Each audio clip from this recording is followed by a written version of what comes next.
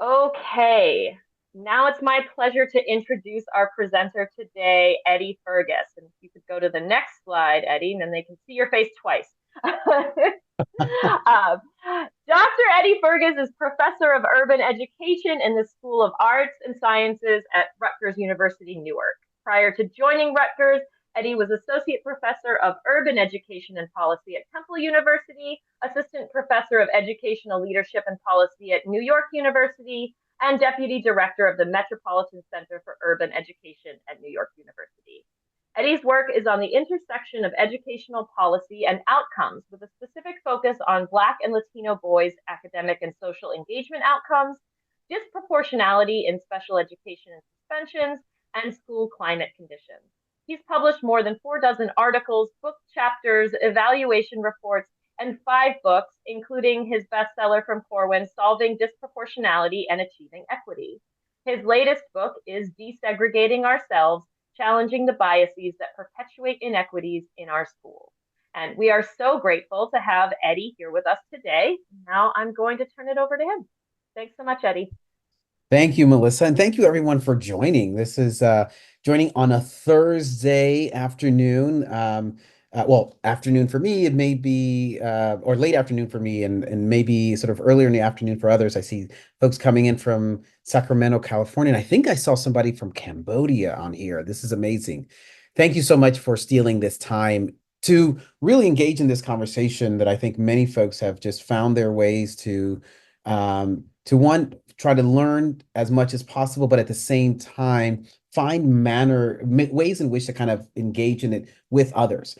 The work that Melissa was kind of highlighting, the work that I've been fortunate enough to do for many years, starting with, having worked been certified as a high school social studies teacher, and then moving on into, as a researcher.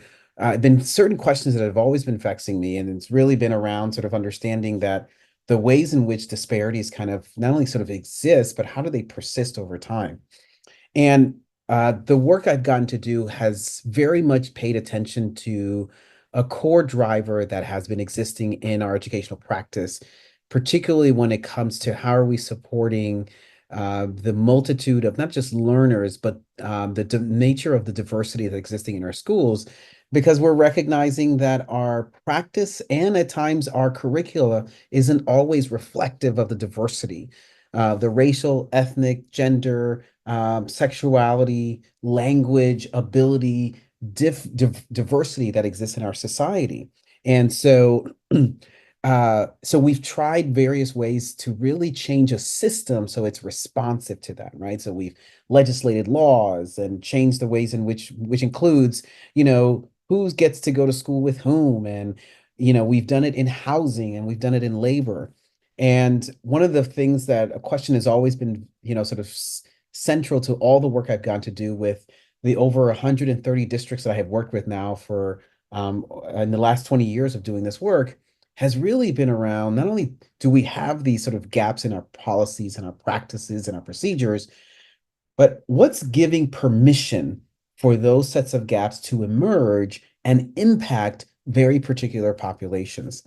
And so, as somebody who's trained as a sociologist of education, I'm always asking questions around how do we all understand our social world and how do we end up translating it?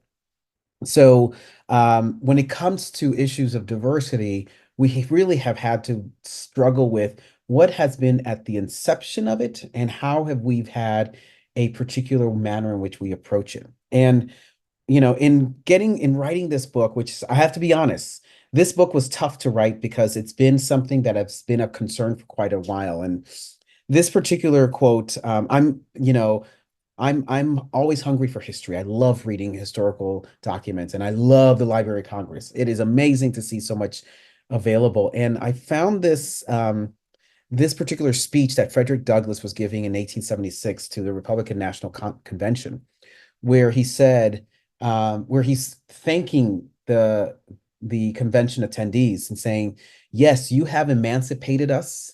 You have, and I thank you for it.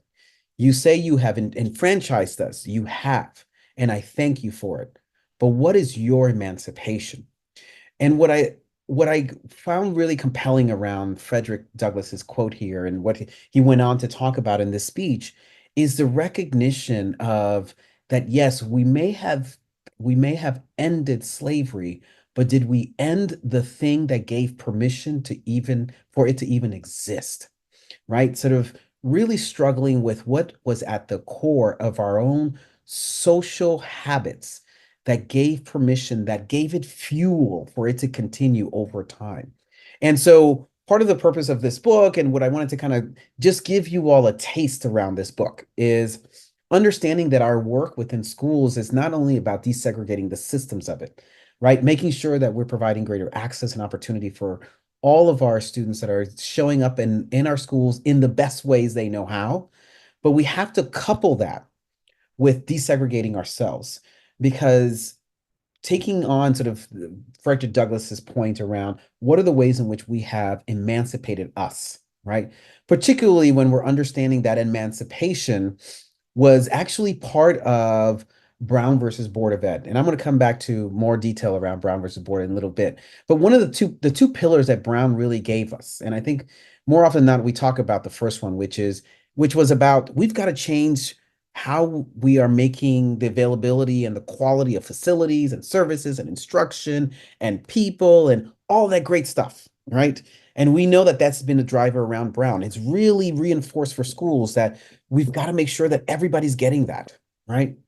The other thing that actually was in Brown was also the attention to the ways in which social, curricular, and instructional strategies are improved so that they interrupt the bias-based beliefs that existed that gave permission for the segregation and to elevate a ways in which we are providing humanity for populations that we had originally marginalized, right? And what's fascinating is that we haven't been able to figure out how to do that second part. We've done a great deal on that first part, right?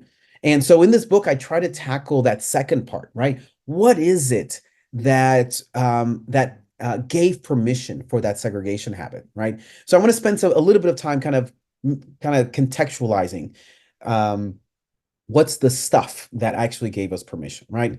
So there's an element of recognizing that the way in which of our social history of particularly of racialization, the bedrock of it was placed on this notion of whiteness ideology, right? And so part of what I try to do in the book is really sort of unravel what whiteness ideology is, particularly because of the manner in which what it has done for us, it's hampered the way in which we have had social and cultural development, right? How is that necessarily the case, right? So first, let's define it, right? So when I talk about whiteness ideology, I always want to make sure one of the first things I want to say is that I am not talking about white people. I'm talking about an ideology that is predicated on the notion that there are cultural experiences that are tied to a white identification that is used as the normality lens, right? The standard for how we understand what is perceived as cognitive and behavioral abilities, right? And the other element of the ideology is that it's also about devaluing what we at times call BIPOC groups, and particularly through stereotypes, right? So this ideology, the ways in which it standardizes, and that's how we justify our segregated systems, right? The idea of, no, the reason why X group needed to, particularly Native Americans, Mexican Americans, African Americans, are going to get segregated types of environments, particularly schools, that were of less quality, that have facilities that were run down, that had instructional staff that had large class sizes. The manner in which it was rationalized, right, was that there is something inferior about this group. So thus it was translated into that policy and practice habit, right? And so which also meant that we were standardizing the notion of what looks like cognitive and behavioral abilities as the standard, right? And so individuals who were white identifying, where that was used, right? We have moved and evolved this notion of whiteness ideology to not just be bound to white identification, but also that a variety of groups have also taken on this ideology to recognize the idea that there are ways in which we have adopted and accept sort of what this standard means. Unfortunately, and I think this is where culture responsive pedagogy, sustaining pedagogy is really pushing us to recognize is, what happens when we move beyond the idea that there is a cultural standard, meaning one group's experience to be used as a cultural standard. What happens when we start including more groups? What is the nature of complexity and what is the mosaic that we get to develop as a result of it, right? So part of what I'm trying to do in this book is reconcile that we have this as part of the bedrock, right? But the question we have to contend with is how did it happen? How do we as individuals, how do we kind of carry it forward? And so I use this analogy of shopping cart throughout the book. Because all of us, and it really came out, I'll be honest, I thought about this back when I was in graduate school in the 90s. I read this article by Joan Nagel about the notion of how do we carry our identities, right? And how does it shift and shape over time? And this concept of shopping a cart came to me, as a result of that reading. And the idea is that each one of us has a shopping cart. And in that shopping cart, we put a whole bunch of stuff in there that is in relation to our lived experiences, right?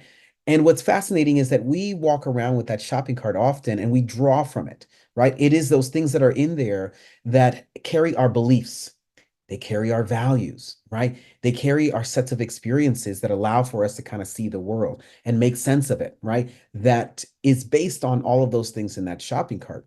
And the curiosity I've always had is what happens when you have 30, 40, 50 adults coming into schools with their own shopping carts? What are the experiences in there and what are they drawing out and presenting and showcasing for all of our kids, right? Especially when our kids are showing up and looking for schools and expecting school to be their primary um, institution where they are doing a lot of their own child and youth development, right? What does it look like when a kid is learning about who they are and trying to figure out themselves, asking questions around what is my identity? What does it mean for me to be, so for example, I'm a multi-language learner, right? When I came to the US when I was 10 years old, about 10 years old, I was just the beginning of learning English, and I remember being shoved off to the back trailers in Illinois, right outside Chicago.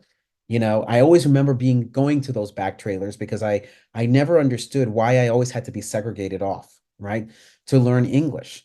But part of what I realized what had been recognized at that time in education was that, those who have another language, they must adopt and absorb this next language in a way that they can at least represent and exist and acculturate within the new environment. It was never thought about, right, in the context that I was in, that the language that I was bringing in could it be also an opportunity for me to become a multi-language learner, right?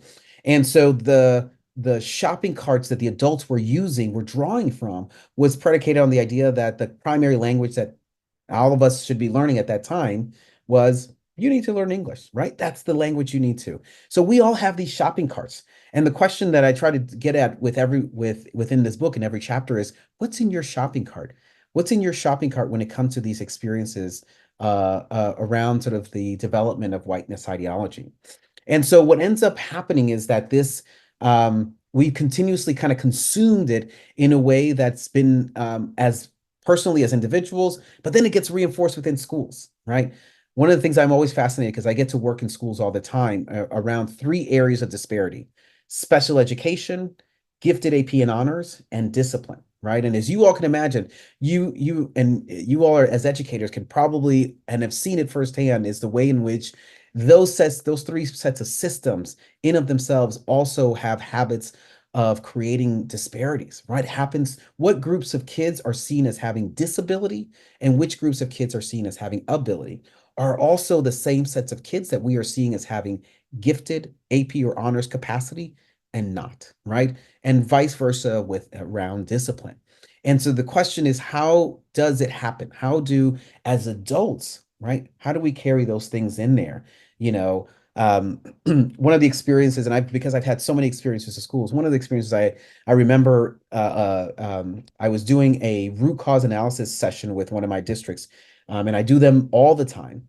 And I do this exercise where as we look at our pattern of data of who's ended up in special education in particular identification categories, I do this exercise around hunches, and I ask the educators in the room for this school district. I said, hey, so let's write down our hunches, right? And in one particular district, in one particular session, one of the building administrators said, well, one of my hunches is that why Black kids are identified so often is because they're living near power lines.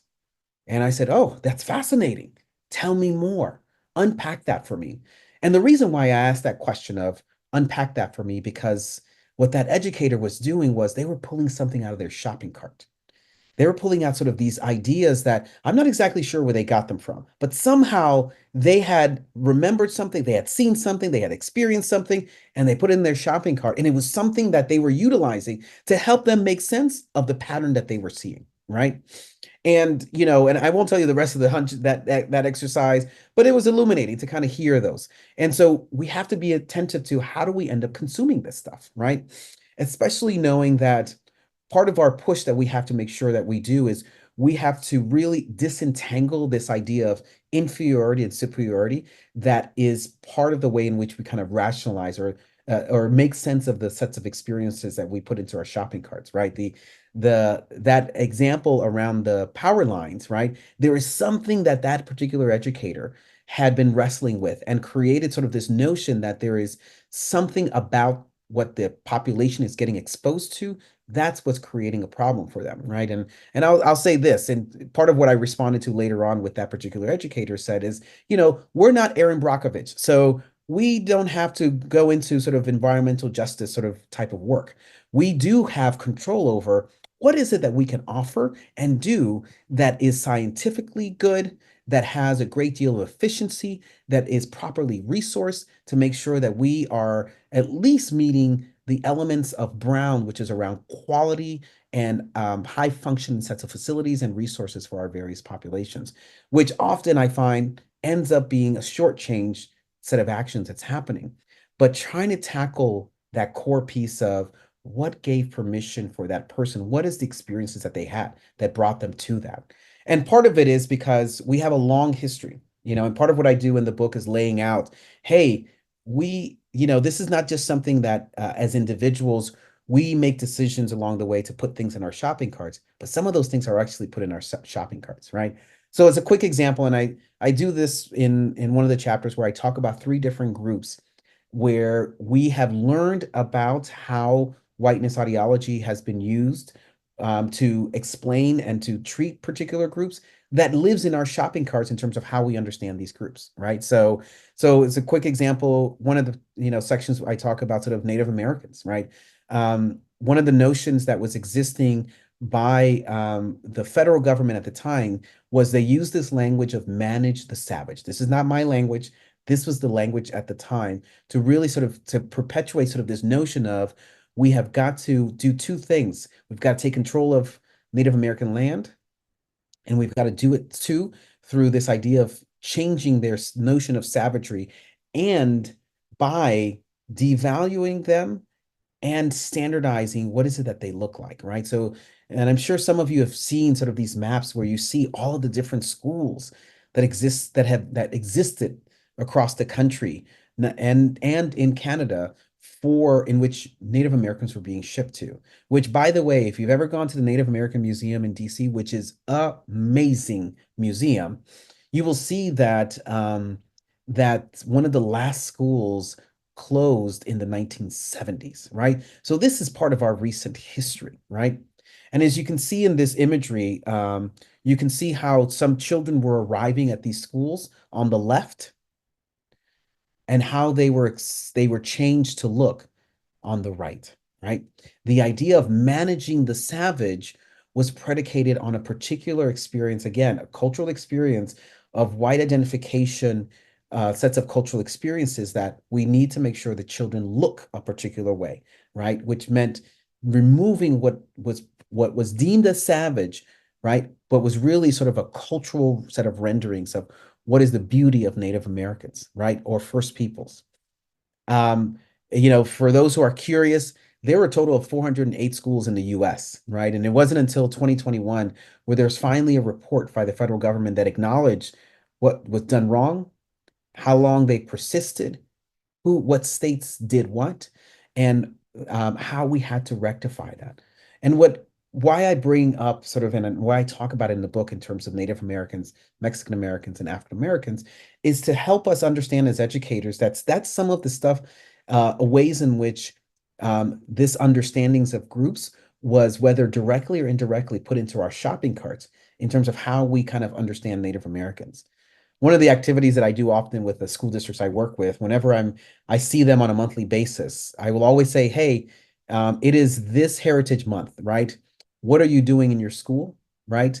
What's being deliberate?" And what's always interesting when we come to November and I talk about Native Americans or First Peoples, I said, "Okay, so what are you doing?" And it's silence. There's so much silence around it, and that's because what's in our shopping cart is an idea of Native Americans that has a very specific typology, but it does not pay attention and has not included the humanizing of Native Americans, right? So when I talk about this shopping cart, that we have to unravel, it is based on sort of this ideology that of racializing particular groups in a very specific way that we have hampered our own social cultural development, right? And that takes for us, and we have to do a lot of work to really do that, to really unravel that.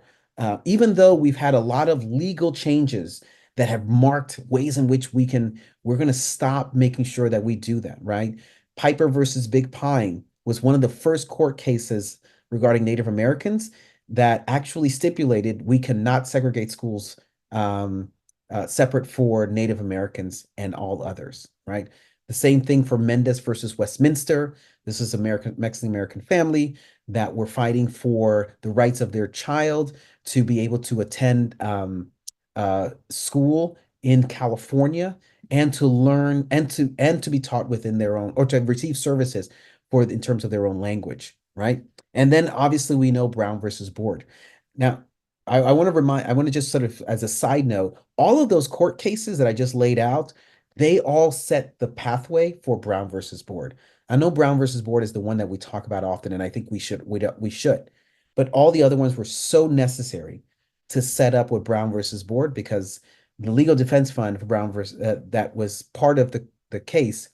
They learned from those other court cases, right? And they actually set us up in such a way in making sure that we start challenging this what's in our shopping cart, this notion of inferiority and superiority, right? But we were still left with knowing, do we have or did we have the curriculum to remove this racial hierarchy, this ideology, right? So the work that we have to do is this desegregating ourselves, right? And that's not easy work because we all have to sort of find our ways to find to not only be committed to it, but also recognize that, and just like Vygotsky talks about the zone of proximal development, that there are such growth that we all have to do, but we've got to be careful that we have the right scaffolds along the way. And so part of what I try to lay out in the second half of the book, right, is what do the scaffolds look like, right? Especially when we know the scaffolds are going to require us to kind of really sort of unravel what's in our shopping carts, right? So there's two pieces that I lay out in the book that to help us practice unraveling the stuff in our shopping carts, right? There's two pieces. One is that there's a way in which we have affinity bias that kind of keeps us having the stuff in our shopping carts, right? And as well as what's called confirmatory or associational bias, right? So let me give you a couple examples, right? So affinity bias, right, is something that we all have, right? We all have such close affinity groups, right? Like I am a big time runner. And when I say I'm a big time runner, I've been a big time runner since I was 12 years old. So I'm going on now, wow, 38 years of running, right? So the back of my car is filled with 10 pairs of sneakers, shorts, long sleeve shirts. I could be anywhere and I'm ready to go for a run. I meet somebody who's a runner and we have language that we share with each other. That's an affinity group. We all have them, right? The concern around affinity bias or affinity is the bias that comes out of it, which is we can favor that affinity group over all others that we haven't gotten to know, right? And that continues over time. The example that I see often in schools is hiring, right? And I'll hear folks laugh when I'll say, I'm sure when you look at resumes of people that are applying for positions at your school, one of the things that you look at is what school did they go to? And if they've happened to gone to a school that was similar to yours, you have an affinity bias towards them. You pull them out of the pile and say, yeah, let's make sure we interview this person, right? That's the ways in which the bias shows up, which is we favor that which is most familiar to us because it's familiar to us. But the work that we have to do as individuals is how do we expand the types of affinity groups that we expose ourselves to, right? That's the key set of work. And I'll talk in a little bit about how in the book I give ways in which you can work on that, right? This is a cute little sort of uh, cartoon that I found that I thought really sort of exemplifies this idea of affinity bias, where the cartoon, the little out thing says, "I can't put my finger on why, but I like these people," right? Because it sits well with us in a way that we are attentive to and pay attention to those that are similar to us. Now, associational or confirmatory bias is this is another piece of our shopping cart, right? When we are so accustomed to putting certain things in our shopping carts over and over again, right? Certain ideas, like for example, if we get accustomed to seeing Supreme Court justices that are male, that are white, and more often than not, in terms of religion, are some form of Christian, we get accustomed to that, and that is part of our shopping cart. And so the challenge is that we get accustomed to that pattern of data that when there is a moment where there is a shift in terms of who's being considered, right?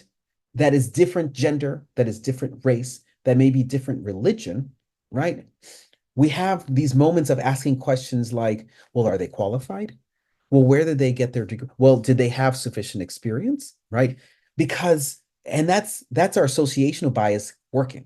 It's working because it's like, wait a second, I'm not accustomed to seeing the data look this particular way. So I'm going to ask questions around it in terms of its validity because we have validated the other types of association bias. So often folks are like, well, Eddie, I don't have association bias. I treat everybody the same. It's, and I keep reminding us like it is part of our human nature to develop these sets of biases. It lives in our shopping carts, even when we don't mean for them to exist in our shopping carts, right? So we're going to take a quick associational sort of uh, test if we want, or just sort of experience with each other, right?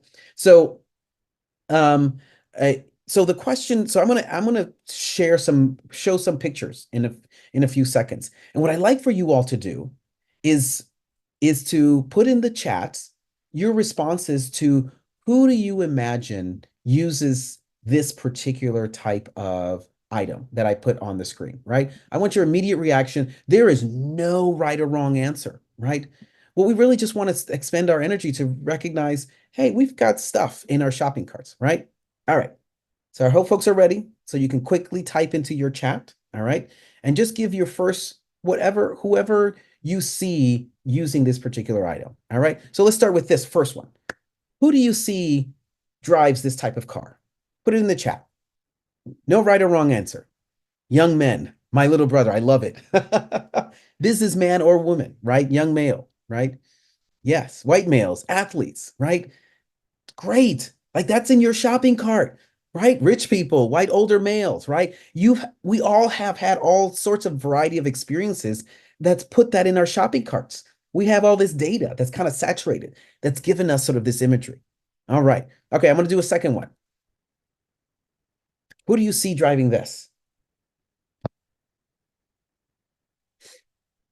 Young adult contractor, right? White male, Midwesterner, farmer, construction worker.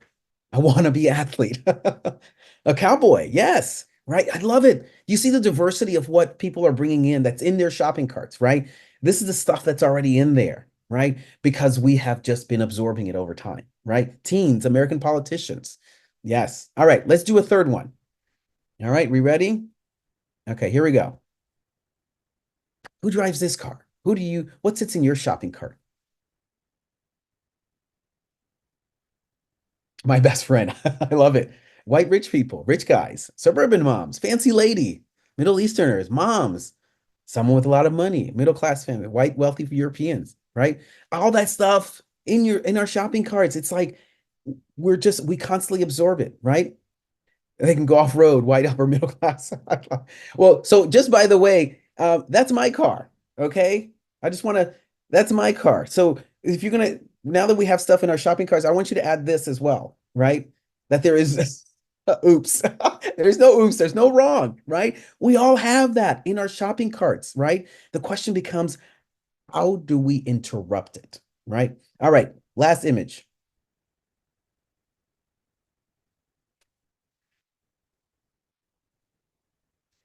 Now, young female, foreigners, someone in Europe, single people, a baller on a budget, a mouse car, college kid, college students, girl's first car, environmentalist. Wow, there's so many different diverse sort of things in our shopping carts of data that we all have, right? I love this. And again, I want to recognize we all have this stuff in our shopping carts, and and a lot of other things that we also have. Things that are particular to race and ethnicity and language and sexuality and ability, right? That we don't, at times, we don't even always recognize that it's in there, that it appears itself in a very particular way, right? I remember I was doing walkthroughs with a principal, and he's a white male, and we were doing a walkthrough and it was during class time. The classes were passing through, and it was a middle school. And he stopped me and he said, Eddie, I want to ask you a question. I know this may come off wrong. And I was like, just ask. It's okay. Like let's give ourselves the grace to ask the uncomfortable questions. And his question was really more of an analysis that he was making, which was he said, I don't understand. I have all these black students who congregate in the hallway and they're so loud, right? And I so appreciated that he raised that question. Like that was something in his shopping cart, right? And the thing that was in his shopping cart was one, his idea of congregating, right? And I asked him, I said, so what other groups congregate in the hallway? And I just told him, I said, let's just look around. And he said, oh, okay, I see white males are congregating over there. Wait, I see athletes congregating, right? And I said, good. I said, what I want you to recognize is you have to interrupt that your idea of congregating, right, is seen as a problem when you're seeing it with particular groups, right? We need to work on how do you interrupt so that you recognize, wait a second, everybody's congregating. It's just different affinity groups, right? And the second thing I asked him to think about interrupting is what is your notion of loud? What is your notion of quiet? Right? And where does that come from for you? Because you're using that as the standard for determining what's loud and who's loud you have greatest discomfort or comfort with, right? And those two pieces, affinity bias and associational bias, we have to recognize that they're at play in maintaining sort of the nature of this ideology of what gets to be the standard of what is seen as social and cultural ways in which we see our society. So, knowing this stuff, unpacking the stuff that's in our shopping cart, there has to be a way of interrupting it. And I'm very specific around saying interrupting, not removing, not eliminating, because part of what we have, and I remember a colleague saying this to me many years ago, is recognizing that the ways in which we exist as a social society is that we're always sort of shifting the ways in which we are kind of not only creating new cultures and new cultural ways of having, but also new interpretations that at times can carry their own habits of bias, right? But we've got to be willing to understand that we've got to interrupt it. So one of the things that I do towards the back end of the book is like, okay, now that we started unpacking our shopping carts and we recognize that their affinity and associational biases, what's the diet that we need to have to help us to do the interruption, right? So there's five particular interruption strategies that social psychology has been laying out for decades, right? I have been such a student of social psychology's research around prejudice and racism and discrimination. right? And they have stayed steadfast into really unpacking these five strategies, right? So I'm going to walk you through them, and then we're gonna take I'm going to take some questions, right? So the first one is what's called counter stereotypic imaging. The idea of counter stereotypic imaging is that the ways in which sort of we are carrying associational bias is through these stereotypes that we have about each other. So we have to be intentional about disrupting those stereotypes, really intentionally creating these counter narratives, these counter stereotypes, right? So a way in which, a very simple way that I always encourage school districts to kind of think about counter stereotypic imaging is the idea of the heritage months. Some would say, like Eddie, that's so simplistic, but it's a starting point. I'm not saying it's an ending, but it's a starting point, right? So the idea of being intentional that if we're going to do these heritage months, let's do them in a way that allows for us to really sort of expand our ideas of what it means of Asian American Pacific Islander groups. What does it mean for us to understand Native Americans, right? What does it mean for us for Pride Month, right? What does it mean for us during Women's History Month, right? How are we? Women's History Month is always a fascinating one because I always ask, who are the five women that typically, right, talk about these? We talk about, and it's always Helen Keller, it's Harriet Tubman, everybody, every group I'm with, they always name the same five women, and it raises the question like there is more, there is a lot more that we can understand, right? And I spend a lot of time in the book really kind of unpacking all five of them. So this counter stereotypic imaging that can come through the diversifying of our children's books, right? Really making sure that our kids are getting exposed to a diversity of books. It's not just a matter of kids of minoritized groups being represented, but it's also about all kids getting exposed to diversity, right? And I appreciate what children's books have been doing over time, where they have been expanding the percentage of representation. The University of Wisconsin-Madison's Cooperative Children's Book Center, they always put out this report of children's books to see what's the nature of diversity, right? The most recent is highlighting that there's been such growth in diversity, and we are so excited to kind of see that happening. The next strategy was called individuating, right? Well, the idea of individuating is that you also, part of disrupting stereotypes is that you also get an opportunity to learn about individuals, right? To really sort of unravel our understanding of individuals. An example I always give is when I was in grad school in the 90s, I had an advisor, a white woman, and we were working in her office on doing some analysis of her data. And she turned to me and said, Eddie, I'm confused. How is it that your first language is Spanish and you're Black, right? And so for her in that moment, she was having these two stereotypes that she was existing with, right? The stereotype of those who speak Spanish as their first language has a particular imagery, and individuals who are Black, she has a particular imagery that does not include having another language beyond English, right? And honestly, I really didn't know how to answer that because I'm like, I don't know. I'm just me, right? And there's no special machine where you poof, poof, poof, you put in sort of calculations and all of a sudden, poof, you have somebody that looks like me and, English is my second language, right? But what we have to do is individuating gives us an opportunity to kind of do that disruption, right? That making that conscious effort to get to know sort of what is the uniqueness that also lives in individuals who are part of groups. Third strategy, perspective taking, right? I think the shorthand way of thinking about perspective taking is walking in somebody else's shoes to begin having a level of understanding and empathy of what is their experience and how do they what is the significance of that experience, right? One example that I talk about often is, for many years, my wife, whenever we would travel with the kids and we'd stay in the hotels, she'd say, we always have to get a hotel room away from the first floor and away from the exits, right? And why she was framing that is because from her lived experience of what's in her shopping cart, she's cognizant of safety in a different way than I am, right?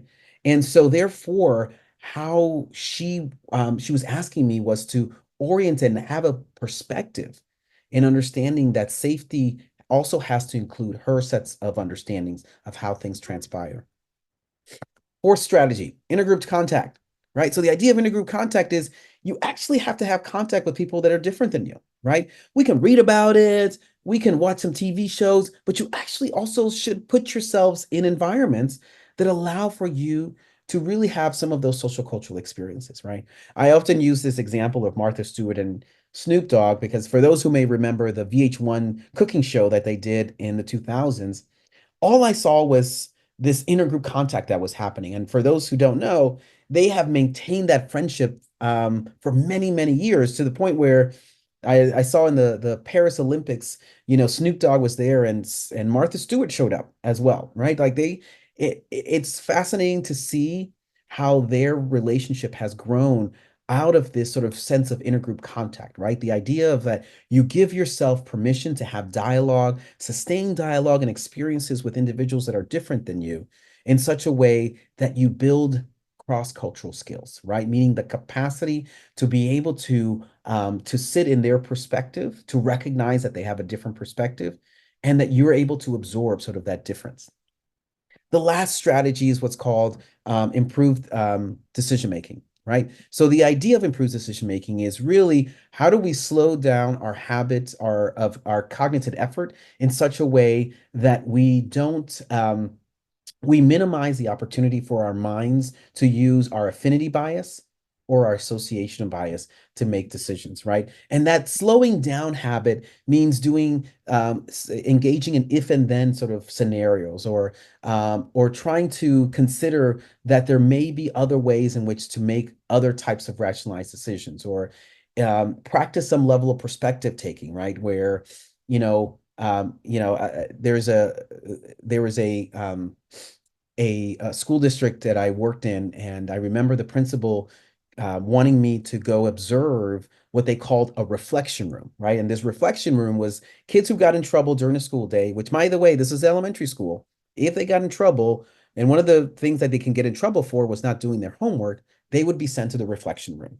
And what was happening was it was mostly Black and Latinx kids who were in the reflection room. And so I asked the principal sort of just think about the experience that your Black and Latinx kids are having, where they see themselves, only them, in those rooms and aren't seeing the white Asian students in those types of rooms. How do we help to make sure that we, as we're doing those practices, that we take a moment to do some perspective taking? Having sort of others who are not familiar, who are different from what we're accustomed to also be part of the decision making or the discussion, right? One of the things that I really appreciate about the restorative justice work, that what it encourages us to consider is the different sets of vantage points, perspectives that exist from where there may have been a common conflict, that you're allowed to actually sort of bring all sorts of parties in on it to really understand the sort of the complexity of what's happened.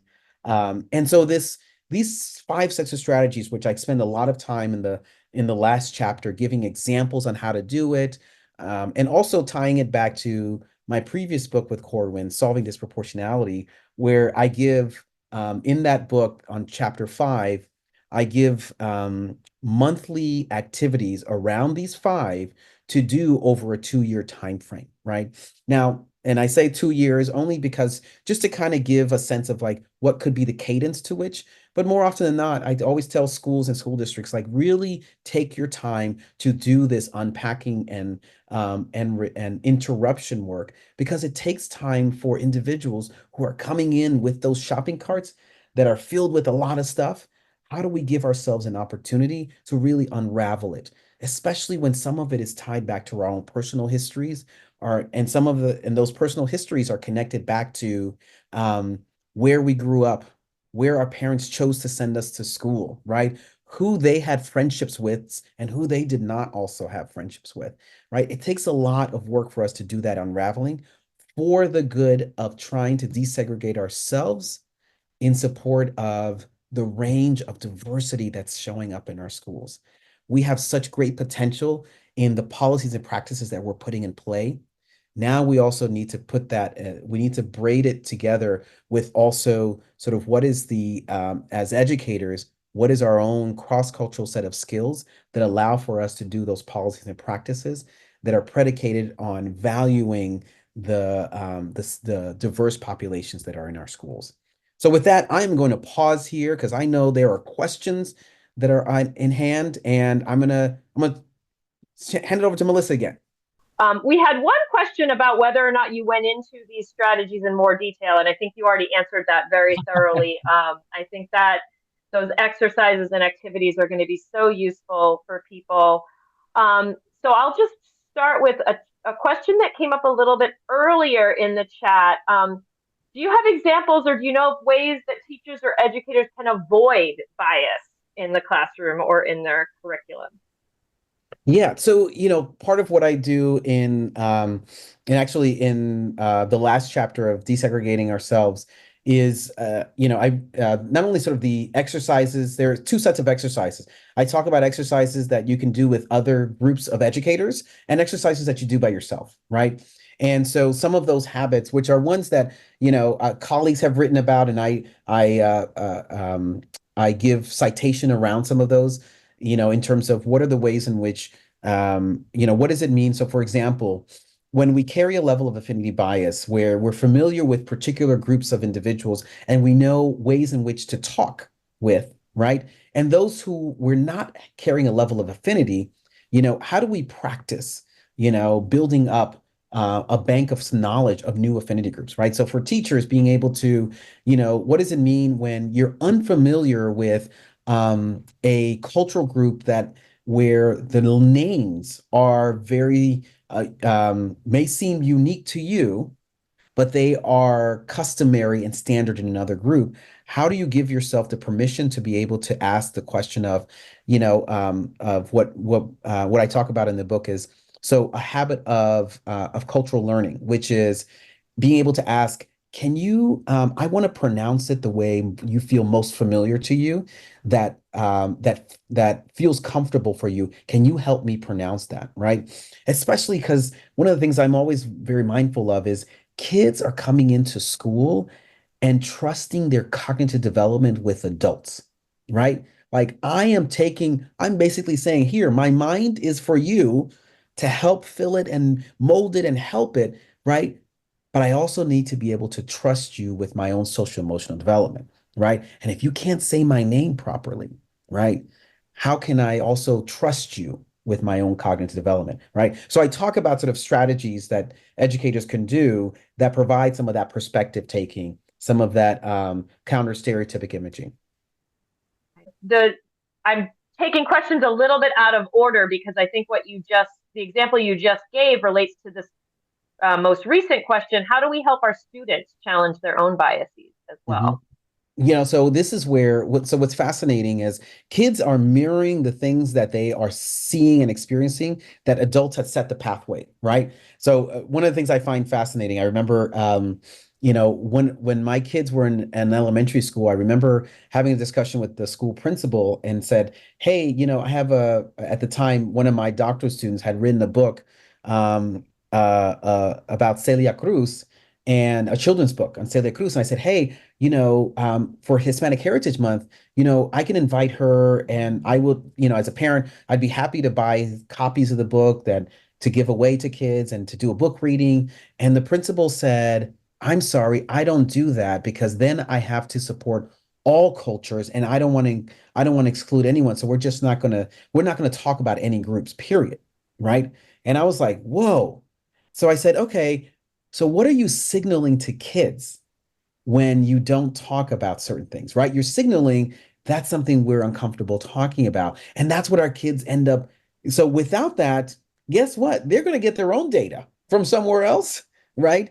And especially if they're seeing data that's demonstrating adult biases that they have towards each other, right?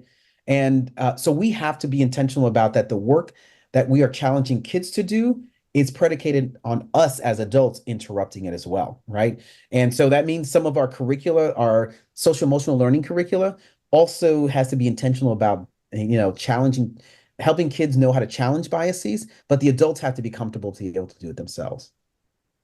Thank you.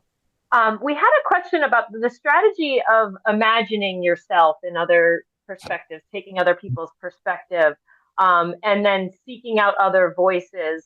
Somebody's just wondering if you can talk a little bit more about that. And the question said, I'm a little afraid of certain people imagining without having really listened to other voices? Right. And that's a great question, and that's a great point. And that is a worry, right?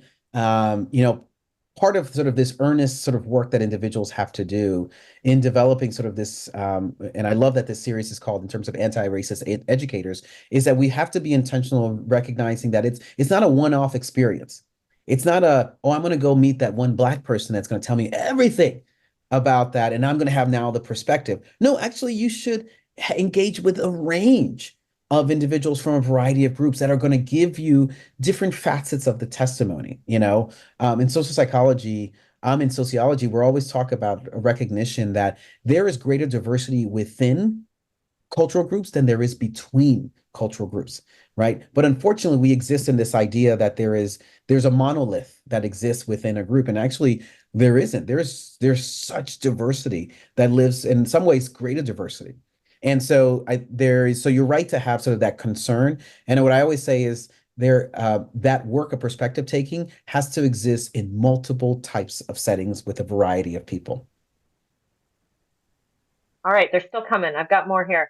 In terms of our shopping carts, and we've got these experiences in our shopping cart, we had a question about whether every shopping cart needs to be interrupted, if everything in our shopping cart needs to be interrupted, or if is it more about having the mindset of being willing Mhm. to reframe our understandings or interrupt those Right. experiences? I think that there is particularly, especially I'm specifically talking about the items in the shopping cart that are around race and ethnicity and language and sexuality and gender and ability status, that as a society, those sets of areas of identity group, we carry such fascinating association of bias that there should be a way in which we take our time to unpack them at least, and the ways in which we find that they are disruptive, we have to interrupt them, right? To be willing to sort of challenge our understandings of how problematic they are for ourselves, but also the ways in which it organizes how we interact with others, right?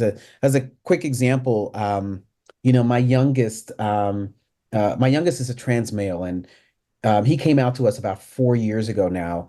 And what I found, and all I knew was like, I love my kid. So, and I love all of you, but what I also realized that I had nothing in my shopping cart that helped me to know how do I understand. The only thing I had in there was very binary ideas of gender, very binary ideas of sex, right?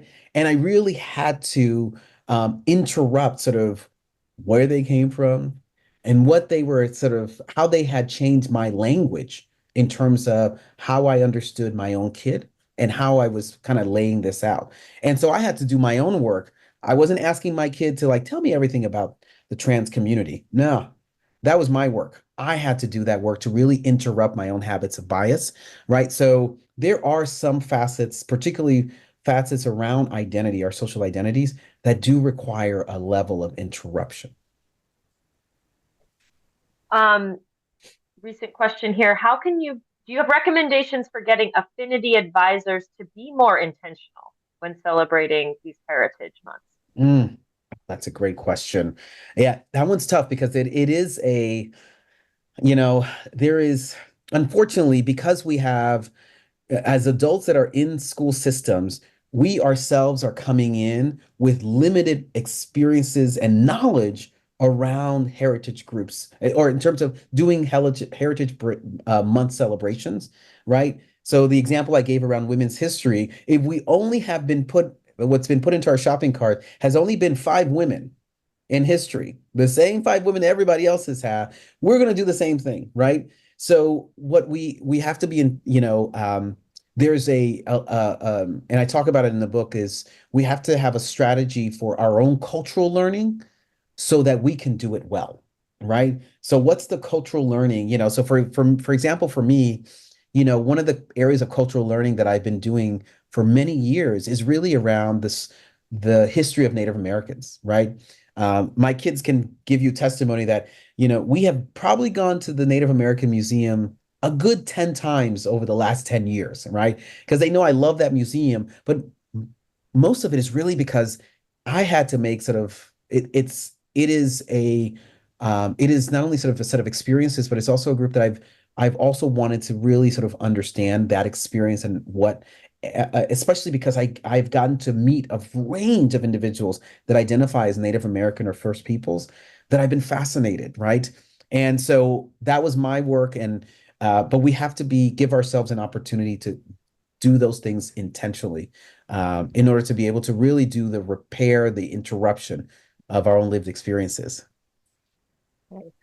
We've got maybe a follow up to that in terms of affinity groups. Do you have suggestions for what educators can do to organize or facilitate affinity or heritage groups for students if the staffing available Mhm. does not share the same culture? Yeah. What So are the one of the best key things. practices? Yeah, I mean, I think it's great to build, like affinity groups are so important for both minoritized groups and also groups that are existing in the majority, right? Because it gives space for both groups to really grapple with, who are we? What are some of the misconceptions? And what are the assets? What are the amazing elements of who we are? And being able to kind of find affinity space where you can, I always say, to be able to speak in a way that at times does not require translation, right? Where there is a sort of a common place of experiences that people can draw from, and that's important for folks to do it as part of affinity groups, right? But and being able to do it, with when it comes to students, especially in school spaces where there isn't faculty that reflect the groups, what's most important is creating the space for the kids to do it, and also giving them a set of protocols so they know how to engage with each other, because they're still kids. Like, we've got to remember, they're still kids, and they need to also have some ways in which they can develop their own ways of talking to each other around some of their own affinity experiences. And that's what adults can give without necessarily having to be part of the group or participating in the room, right? Thank you. We are at time. Eddie, I want to thank you so much for this incredible presentation and all of your insights. And I want to thank everybody who joined us for your engagement, asking such amazing questions. Thank you for taking time out of your morning, evening, middle of the night, it seems like for I some know, of you were here. right? So we are very grateful, and this webinar will be available on demand, and you will get a recording in your email, and it will also be on YouTube. So we hope that you share it if you found it useful. Thank you all, and we'll see you next time. Thank you all. Enjoy your evening, day, night, all the above.